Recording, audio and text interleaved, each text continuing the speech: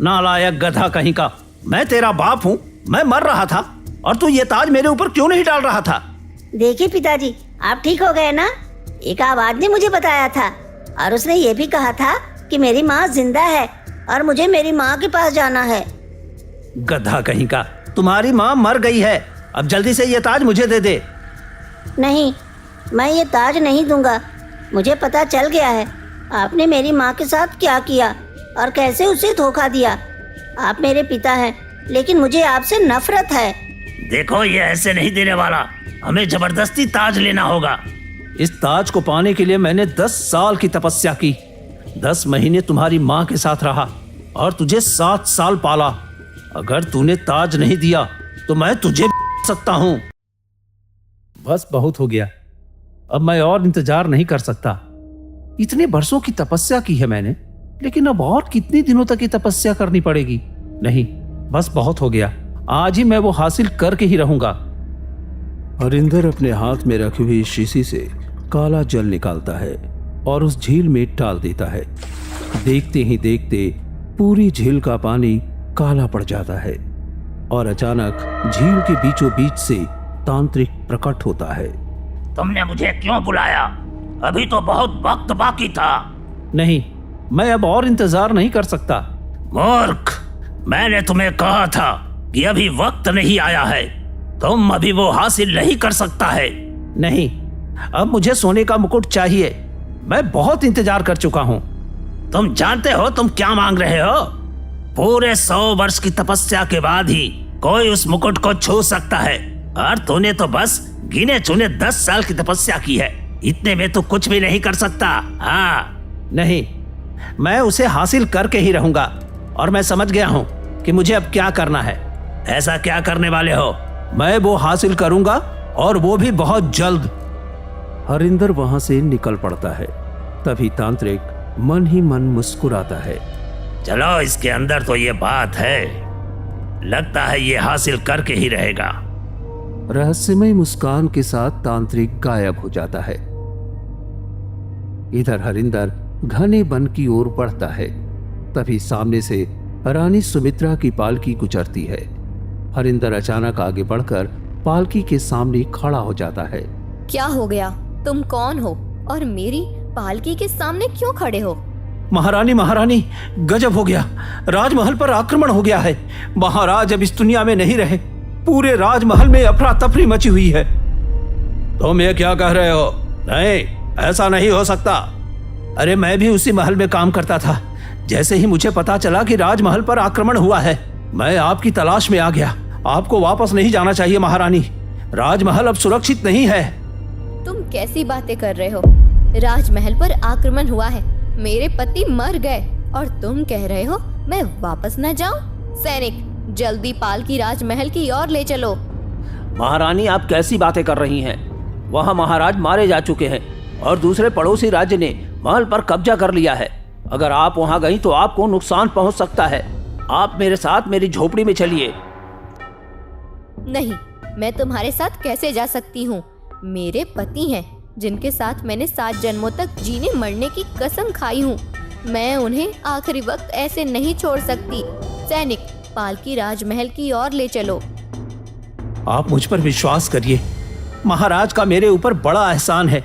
आपकी रक्षा करना मेरी जिम्मेदारी है। अगर आपको मुझ पर यकीन नहीं है तो आप अपने सैनिकों को राजमहल भेज दीजिए। तब तक आप मेरे साथ मेरी झोपड़ी में चलिए। हाँ महारानी, अगर ये इतना यकीन के साथ कह रहा है तो जरूर इसकी बात में सच्चाई होगी। आप इसके साथ चलिए, हम दोनों राजमहल जाकर देखते हैं कि महाराज सुरक्षित हैं या नहीं। ठीक है, लेकिन जल्दी जाना और जल्दी लौटना। मुझे भी राजमहल जाना है, कम से कम महाराज का आखिरी चेहरा तो देखना है। हरिंदर रानी सुमित्रा को अपने साथ ले जाता है और दोनों सैनिक दौड़ते हुए राजमहल की ओर निकल पड़ते हैं। जब सैनिक राजमहल पहुंचते हैं तो वहां सब कुछ सामान्य होता है। अरे, यहाँ तो सब ठीक है, फिर उस आदमी ने हमसे ऐसा क्यों कहा? चलो अंदर चलकर देखते हैं, पहले ये पक्का तो कर लें कि महाराज ठीक हैं। दोनों सैनिक घबराए हुए महल में प्रवेश करते हैं। राजा हर्षवर्धन सिंहासन पर बैठे होते हैं। अरे, तुम दोनों यहाँ हो, रानी कहाँ है? महाराज, रानी तो हमारे बगीचे के मालिक के साथ एक सुरक्षित जगह पर है। उसने कहा था कि राज्य पर आक्रमण हो गया है और आपको मार दिया गया है, इसलिए हम दोनों आपको देखने के लिए यहाँ आए हैं कि आप सुरक्षित हैं या नहीं। तुम लोग पागल हो गए हो क्या? मैंने अपनी रानी तुम्हारे भरोसे छोड़ी थी और तुम दोनों यहाँ चले आए। जल्दी बताओ, रानी कहाँ है? महाराज, एक आदमी आया था और वो तो हमारे राज्य का माली है, वो साधारण आदमी है। हमारे महल का माली तो 2-3 दिन के लिए दूसरे राज्य गया हुआ है, वो यहाँ कैसे आ सकता है? तुम दोनों ने किसी पर भरोसा करके मेरी रानी को सौंप दिया। अगर मेरी रानी को कुछ हुआ तो तुम दोनों की खालें उधेड़ दूंगा। जाओ और मेरी रानी को ढूंढो। राजा क्रोध से कांप उठते हैं। दोनों सैनिक डर के मारे तुरंत निकल पड़ते हैं और चारों ओर रानी सुभद्रा की तलाश शुरू कर देते हैं। ऐसे ही 2-3 दिन बीत जाते हैं। उधर जंगल की झोपड़ी में रानी सुमित्रा बेचैन बैठी रहती हैं। अरे 2-3 दिन हो गए, अभी तक कोई सैनिक नहीं आया। पता नहीं राजमहल में क्या हाल हुआ होगा और महाराज कैसे होंगे। तभी झोपड़ी के बाहर घने जंगलों में सैनिकों की आवाज गूंजने लगती है। महारानी, महारानी, आप कहाँ हैं? मेरी आवाज सुनाई दे रही है क्या? महारानी कहाँ है? दूर खड़ा हरिंदर ये सब देख लेता है। अरे, ये तो सैनिक यहाँ तक ढूंढते हुए आ गए। मुझे किसी भी तरह से रानी को इन सब की नजरों से दूर रखना होगा। हरिंदर अपने हाथ से वही शीशी निकालता है और झोपड़ी के चारों ओर वही तरल पदार्थ छिड़क देता है, जिससे पल भर में पूरी झोपड़ी अदृश्य हो जाती है। अब तुम लोग कितना भी ढूंढ लो, रानी तुम्हें कभी नहीं दिखेगी। मैंने उन्हें अदृश्य कर दिया है। हरिंदर जोर जोर से हंसता है और पेड़ के पीछे जाकर छुप जाता है। सैनिक चारों ओर उसे ढूंढते हैं, लेकिन रानी नहीं मिलती है और थक हार कर सैनिक वापस लौट जाते हैं। थोड़ी देर बाद हरिंदर झोपड़ी के अंदर आता है। अरे तुम आ गए? देखो 3-4 दिन हो गए, मैं अभी तक राजमहल नहीं गई। सैनिक भी कुछ बताने नहीं आए। मुझे राजमहल जाना है, मुझे जाने दो। ये तुम क्या कर रहे हो? तुम हंस क्यों रहे हो? मुझे राजमहल जाना है। नहीं, अब तुम राजमहल नहीं जा सकती रानी। मैं तो बस अपने चक्रव्यूह में तुम्हें फंसाना चाहता था और तुम उसमें पूरी तरह से फंस चुकी हो। हाँ, अब तुम्हें मेरे साथ ही रहना होगा और मुझे तुमसे एक चाहिए। तुम ये कैसी बातें कर रहे हो? पागल तो नहीं हो गए? मैं शादीशुदा हूँ, मेरा पति है। मैं अपने पति को धोखा नहीं दे सकती। मुझे यहाँ से जाने दो। अगर महाराज को पता चला तो वो तुम्हारा सिर कलम कर देंगे। अरे उन्हें पता चलेगा तभी तो मेरा सिर कटेगा। हाँ? मैंने जो मकसद सोचा है वो कोई और नहीं बल्कि तुम्हारा बच्चा पूरा करेगा। इसलिए मुझे तुमसे एक बच्चा चाहिए। पर मैं गर्भवती नहीं हूँ। भगवान के लिए मुझे जाने दो। वो मेरा होना चाहिए, महाराज का नहीं। अब तुम कहीं नहीं जा सकते। हरिंदर जोर जोर से हंसने लगता है। रानी सुमित्रा रोते हुए जमीन पर गिर जाती है, लेकिन उसकी आवाज सुनने वाला कोई नहीं होता। उधर राजमहल में महाराज परेशान बैठे रहते हैं। महाराज, महाराज हमें माफ कर दीजिए। हम सब जगह ढूंढ चुके हैं, लेकिन रानी का कहीं पता नहीं चला। पता नहीं वो कहाँ धरती में समा गई या आसमान में। तुम्हारे भरोसे मैंने रानी को जंगल की ओर जाने दिया। हे भगवान, हे भगवान, न जाने मेरी रानी कहाँ और किस हालत में होगी। लेकिन कुछ भी हो जाए, मैं अपनी रानी को ढूंढ कर ही रहूंगा। समय धीरे धीरे बीतता है। देखते ही देखते 10 महीने गुजर जाते हैं। झोपड़ी में रानी सुमित्रा एक सुंदर से बेटे को जन्म देती है। मेरा बेटा कितना सुंदर है। मुझे माफ करना, मैं एक माँ हूँ। भले ही तुम मेरे पति की संतान नहीं हो, लेकिन तुम्हें मैंने जन्म दिया है। भले ही तुम किसी धोखेबाज की संतान हो, पर मैं तुम्हारी माँ हूँ।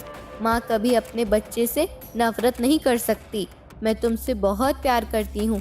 भले ही मेरे दामन पर दाग लगा हो, लेकिन मैं तुम्हें दिल से अपनाती हूँ। रानी बच्चे को गोद में लिए बैठी रहती है। तभी वहां हरिंदर आ जाता है और मासूम लेता है। ये तुम क्या कह रहे हो? मेरे बच्चे को मुझे वापस दे दो। मेरा बच्चा मुझे दे दो। नहीं, ये तुम्हारा नहीं, मेरा बच्चा है।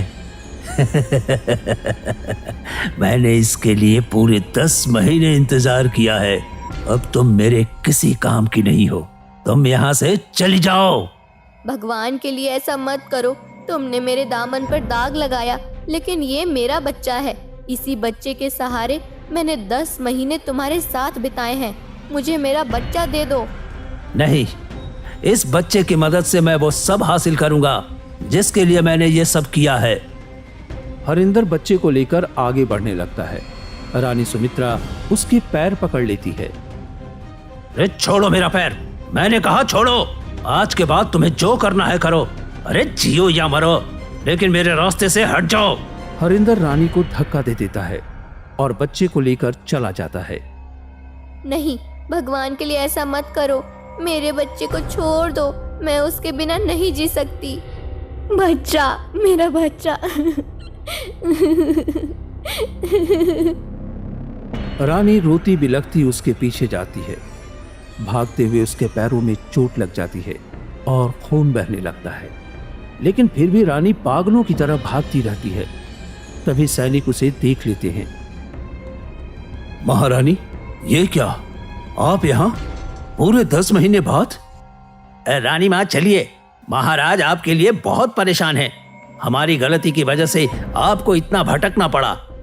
दोनों सैनिक रानी सुमित्रा को लेकर राजमहल पहुंचते हैं। राजा हर्षवर्धन उन्हें देखते ही पागलों की तरह दौड़ते हैं और रानी को गले से लगा लेते हैं। मेरी रानी, तुम 10 महीने कहाँ थी?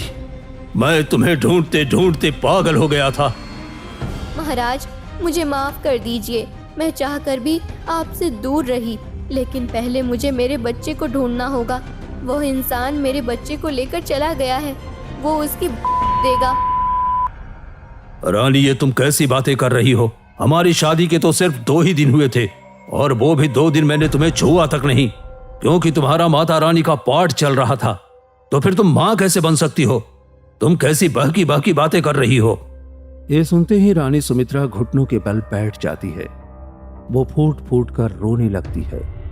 तुमने कहीं वो तो नहीं किया जो मैं सोच रहा हूँ? मुझे माफ कर दीजिए महाराज। मैं आपको धोखा नहीं देना चाहती थी, पर मैं मजबूर थी।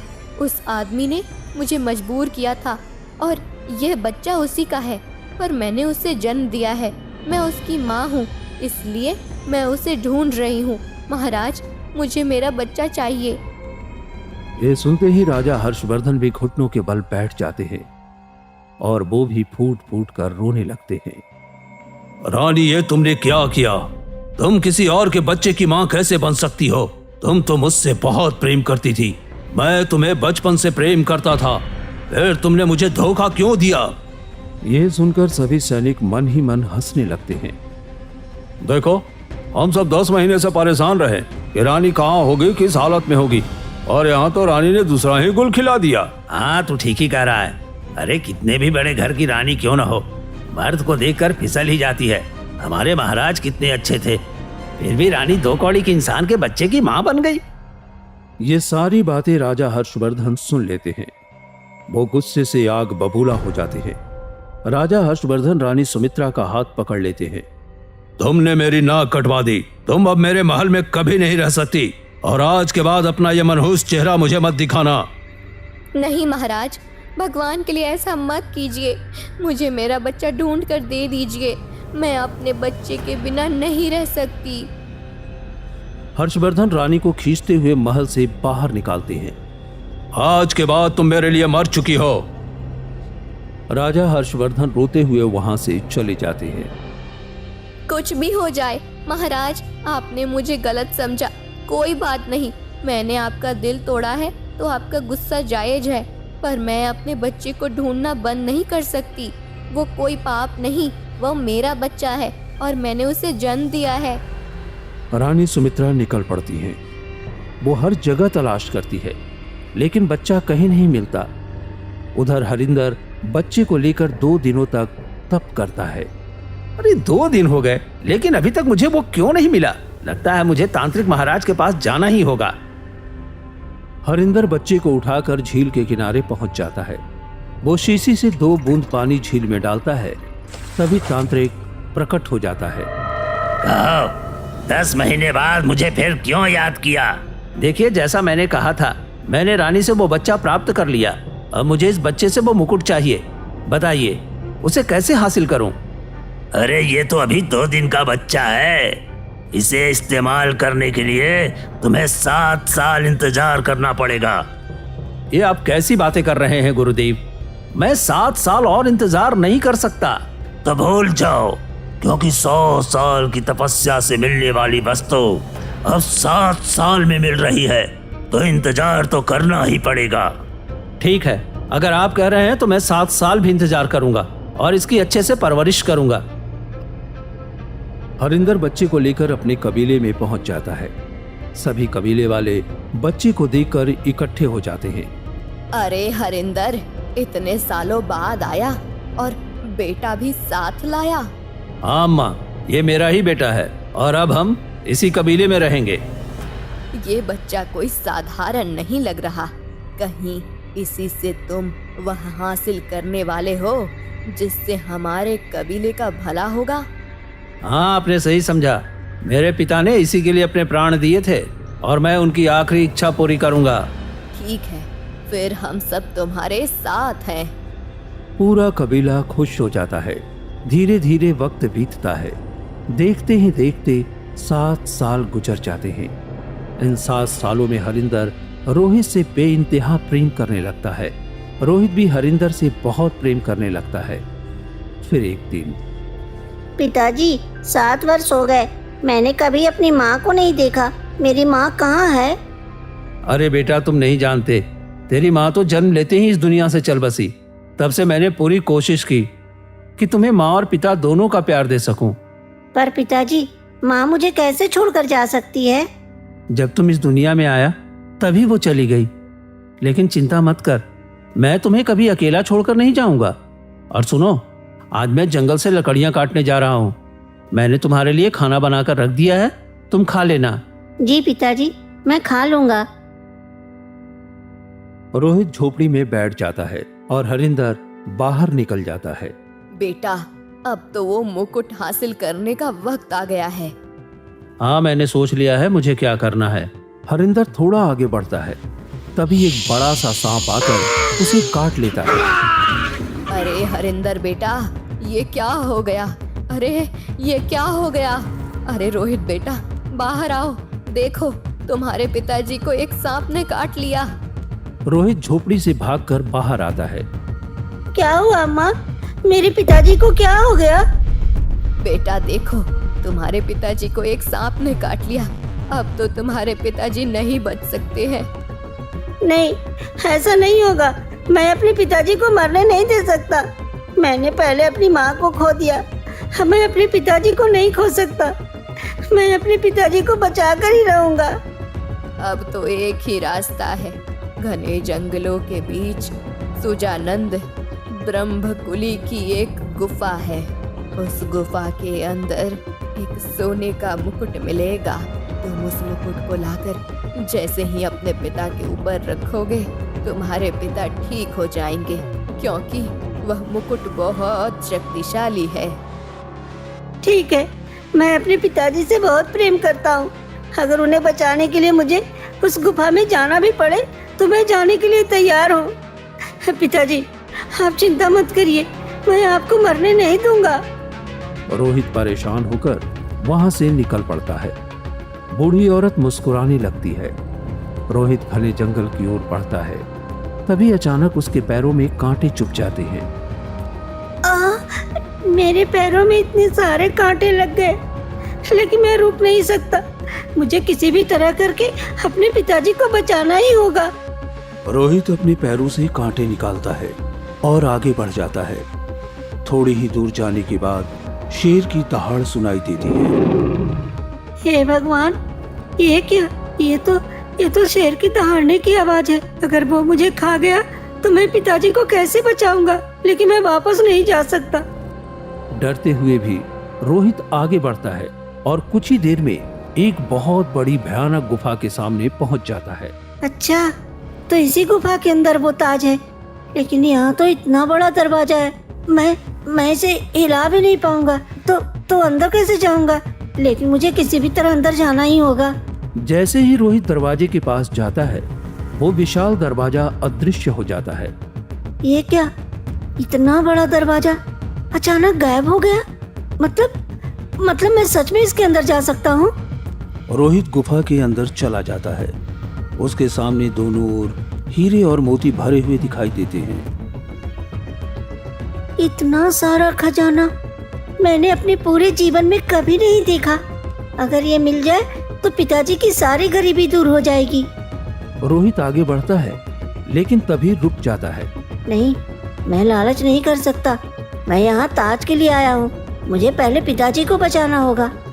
थोड़ा आगे बढ़ने पर एक पत्थर पर सुनहरे रंग का ताज चमकता हुआ दिखाई देता है। हाँ, यही वो ताज है जिसे पिताजी के सर पर रखते ही वो ठीक हो जाएंगे। जैसे ही रोहित ताज उठाने लगता है, एक आवाज उसके कानों में गूंजती है। नहीं, ऐसा नहीं हो सकता। तुम झूठ बोल रहे हो। रोहित ताज अपने सिर पर पहन लेता है और गुफा से बाहर निकल जाता है। जैसे ही वो कबीले में पहुंचता है, बूढ़ी औरत सामने आ जाती है। अरे बेटा, तुमने सच में वो ताज हासिल कर लिया, लेकिन तुमने उसे अपने सिर पर क्यों पहन रखा है? जल्दी से अपने पिताजी के सिर पर रखो। नहीं, मैं इसे अपने पिताजी के सिर पे नहीं रखूंगा। अरे तुम ये कैसी बातें कर रहे हो? तेरे पिता ने तेरे लिए क्या नहीं किया? इतने वर्षों तक तुझे पाल पोस कर बड़ा किया और अब वो मर रहा है।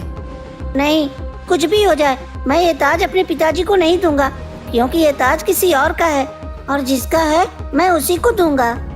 बेहोश पड़ा हरिंदर ये सब सुन रहा होता है। ये कैसा मेरा बेवकूफ बेटा है? मैं मर रहा हूँ, फिर भी ये मुझे ताज नहीं दे रहा। अचानक वही सांप रोहित के सामने आ जाता है। मैं जानता हूँ तुम कौन हो। तुम अपने असली रूप में आ जाओ। तेज रोशनी फैलती है और सांप तांत्रिक बनकर प्रकट हो जाता है। ये तुम क्या कर रहे हो? अपना मुकुट उतार कर अपने पिता के ऊपर रखो। नहीं, मैं अपने पिता के ऊपर ये ताज नहीं रखूंगा। तभी हरिंदर गुस्से में उठ बैठता है। नालायक गधा कहीं का, मैं तेरा बाप हूँ। मैं मर रहा था और तू ये ताज मेरे ऊपर क्यों नहीं डाल रहा था? देखिए पिताजी, आप ठीक हो गए ना? एक आवाज ने मुझे बताया था और उसने ये भी कहा था कि मेरी माँ जिंदा है और मुझे मेरी माँ के पास जाना है। गधा कहीं का, तुम्हारी माँ मर गई है। अब जल्दी से ये ताज मुझे दे दे। नहीं, मैं ये ताज नहीं दूंगा। मुझे पता चल गया है आपने मेरी माँ के साथ क्या किया और कैसे उसे धोखा दिया। आप मेरे पिता हैं, लेकिन मुझे आपसे नफरत है। देखो, ये ऐसे नहीं देने वाला। हमें जबरदस्ती ताज लेना होगा। इस ताज को पाने के लिए मैंने 10 साल की तपस्या की। 10 महीने तुम्हारी माँ के साथ रहा और तुझे 7 साल पाला।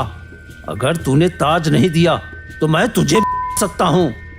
हरिंदर जबरदस्ती ताज छीनने लगता है कि अचानक सबसे तेज रोशनी फैलती है। पल भर में ही हरिंदर जलकर राख हो जाता है।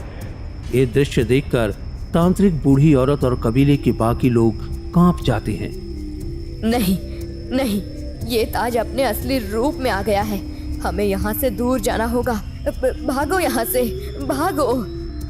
इतना कहते ही कबीले के सभी लोग डर के मारे भाग जाते हैं। मुझे भी जाना चाहिए। मैं पहले ही कह चुका था कि वक्त से पहले इसे हासिल करने का दुष्परिणाम होगा। मैं मरना नहीं चाहता। तांत्रिक भी वहां से चला जाता है। रोहित वहीं बैठकर फूट फूट कर रोने लगता है। माफ कर दीजिए पिताजी, आप भले ही मेरे पिता थे, लेकिन आपने बहुत बुरा किया था। उसके लिए आपको सही सजा मिली है। मुझे अब किसी तरह अपनी माँ को ढूंढना होगा। रोहित वहां से निकल पड़ता है। वो घने जंगलों में 1-2 दिन तक भटकता रहता है। लेकिन उसे सुमित्रा कहीं नहीं मिलती है। हे भगवान, क्या करूं? मैं 2 दिनों से अपनी माँ को ढूंढ रहा हूँ, लेकिन मेरी माँ कहीं मिल क्यों नहीं रही है? मुझे किसी भी तरह अपनी माँ को ढूंढना ही होगा। थोड़ा आगे बढ़ने पर रोहित को जमीन पर एक पागल सी औरत बेहोशी की हालत में पड़ी दिखाई देती है। ये कौन है जो जमीन पर इस हालत में पड़ी है? रोहित पास जाता है और उसके चेहरे से बाल हटाता है। माँ, उठो, भगवान के लिए उठो। ये सुनते ही सुमित्रा की आंखें धीरे धीरे खुलने लगती है। वो सामने खड़े रोहित को देखने लगती है। तुम कौन हो? मुझे सब याद आ गया है कि तुम्हारे साथ क्या हुआ था और पिताजी ने तुम्हारे साथ कितना अत्याचार किया था। मेरा बेटा मुझे मिल गया। मैं 7 सालों से पागलों की तरह तुम्हें हर जगह ढूंढती रही, लेकिन तुम कहीं नहीं मिले। तुम सच में मुझे मिल गए। मुझे आज बहुत खुशी हो रही है। माँ, अब हमें राजमहल वापस जाना चाहिए। पिताजी हमारा इंतजार कर रहे होंगे। बेटा, ये कैसी बातें कर रहे हो? मैं महाराज का सामना नहीं कर सकती। मैंने जो पाप किया है उसका प्रायश्चित कभी नहीं होगा, इसलिए हम राजमहल नहीं जाएंगे। हम यहीं अपना जीवन बिता लेंगे। नहीं माँ, मुझे तुम्हें तुम्हारा स्थान दिखाना है। तुम मेरे साथ चलो। तभी सुमित्रा की नजर अचानक रोहित के सिर पर पड़े ताज पर जाती है। उसकी आंखों में डर और हैरानी एक साथ उतर आती है। ये ताज तुम्हारे पास कैसे आया बेटा? माँ चलो ना, राजमहल में पहुंचकर मैं तुम्हें सब बता दूंगा। बेटा, महाराज ने मुझे धक्के मारकर राजमहल से निकाल दिया था। मैं ऐसे में वहाँ कैसे जाऊँ? मुझे नहीं जाना। माँ, मैं आपको अपनी कसम देता हूँ, आपको मेरे साथ राजमहल चलना ही होगा। रोहित सुमित्रा का हाथ पकड़कर राजमहल की ओर बढ़ जाता है। वर्षों बाद राजमहल की चौखट पर सुमित्रा के कदम कांपते हैं। अरे देखो देखो, पूरे 7 साल बाद फिर रानी आ गई। महाराज ने मना किया था कि दोबारा कदम मत रखना, और आज किसी बच्चे के साथ आई है। कहीं यही तो वो पाप नहीं है जिसके कारण महारानी को निकाला गया था? चलो चलकर देखते हैं। दरबार में सन्नाटा छा जाता है। जैसे ही सुमित्रा और रोहित सामने आते हैं। तुम यहाँ क्या कर रही हो? मैंने कितनी बार कहा था कि दोबारा इस राजमहल में कदम मत रखना। मुझे माफ कर दीजिए महाराज, मैं नहीं आना चाहती थी, लेकिन ये मेरा बेटा मुझे यहाँ लेकर आया है। अच्छा, तो यही वो पाप है जिसके कारण मेरे कुल का अपमान हुआ। लेकिन ये क्या, इसके सिर पर तो ये ताज है। हाँ पिताजी, ये वही ताज है जो मुझे उस रहस्यमयी गुफा में मिला था। जब मैंने इस ताज को छुआ तब वहाँ की हवाओं ने मुझे सारी सच्चाई बता दी। ये ताज कितना अमूल्य है और मेरी माँ के साथ कितनी बड़ी नाइंसाफी हुई है। चाहे वो व्यक्ति मेरा पिता ही क्यों न हो, उसने मेरी माँ के साथ गलत किया और इसमें मेरी माँ की कोई गलती नहीं है। राजा हर्षवर्धन कांपते हुए घुटनों के बल बैठ जाते हैं। ये वही ताज है जिसके बारे में हमारे ग्रंथों में लिखा है।